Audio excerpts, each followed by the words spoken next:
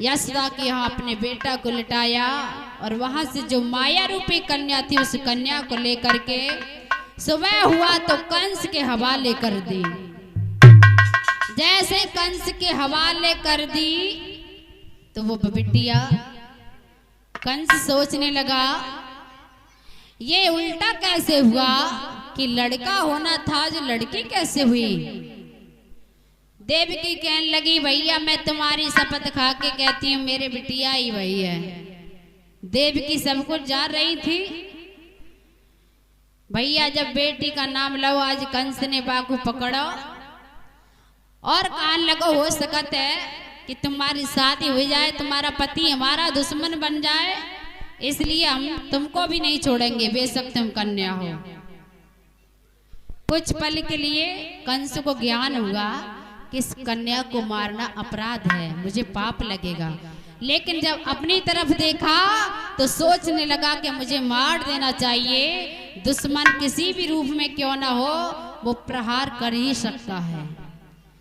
जैसे ही कंस ने उस कन्या को लिया और एक पत्थर से जैसे ही उसको घसीट के फेंका, आज वो कन्या हाथ से छूट जाती है और कहने लगी कि हे दुष्ट पापी तू मुझे क्या मारेगा, तुझे मारने वाला तो ब्रज में पैदा हो चुका है।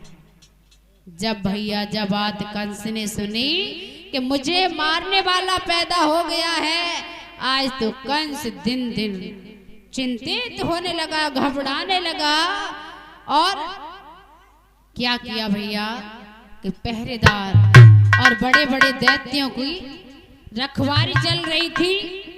सारे मथुरा में कहा उन्होंने अपने पहरेदारों से कि तुम मथुरा में घर घर जाओ, जो किसी का हाल बच्चा हो 2-4 दिन का महीने का उसको तुरंत हमारे पास लाओ और उसको मारो। आज सभी सिपाही घर घर मथुरा में जाते हैं, जो हाल का बच्चा है 10-15 दिन का उसको कंस के पास ले करके आ रहे हैं। कंस ने अनेक हत्याएं करवाई, लेकिन भगवान कन्हैया कहाँ हाथ में आने वाले, वो तो उसको खुद मारने के लिए पैदा हुए हैं। प्रिय श्रोताओं, इधर मैया यशोदा सभी को दान कर रही हैं, सभी ब्रजवालाएं आ रही हैं कि बहना यशोदा तूने लाला जाए लो और हमें कछु बधाई नहीं दी। मैया यशोदा सभी को दान कर रही है, किसी को हाथी दे रही हैं, किसी को घोड़ा दे रही हैं, बड़ी ही प्रसन्न हैं। ऐसी ही माँ के सौभाग्य हैं जिसको भगवान का पालन करने के लिए मिले हैं। कैसे बेटा भयो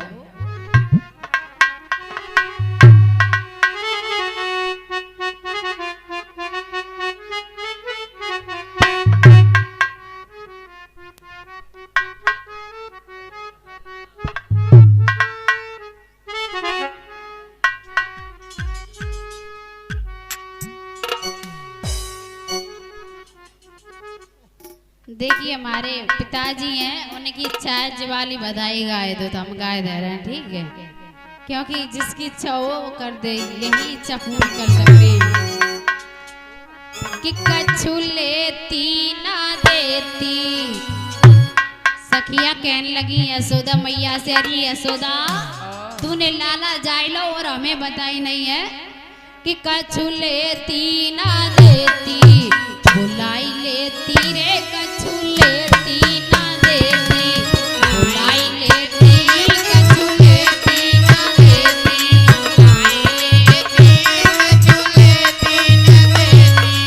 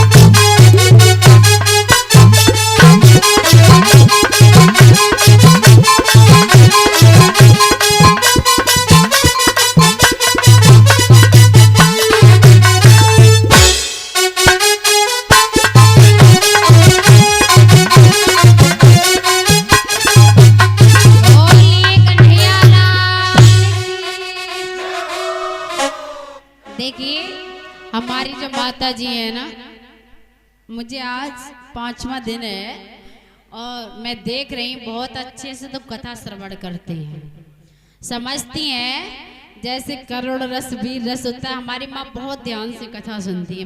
मैं 5 दिन हो गए मेरी इन पर नजर रहती है और बहुत मतलब भक्ति भाव वाली है, बहुत अच्छे से कथा सुनती है।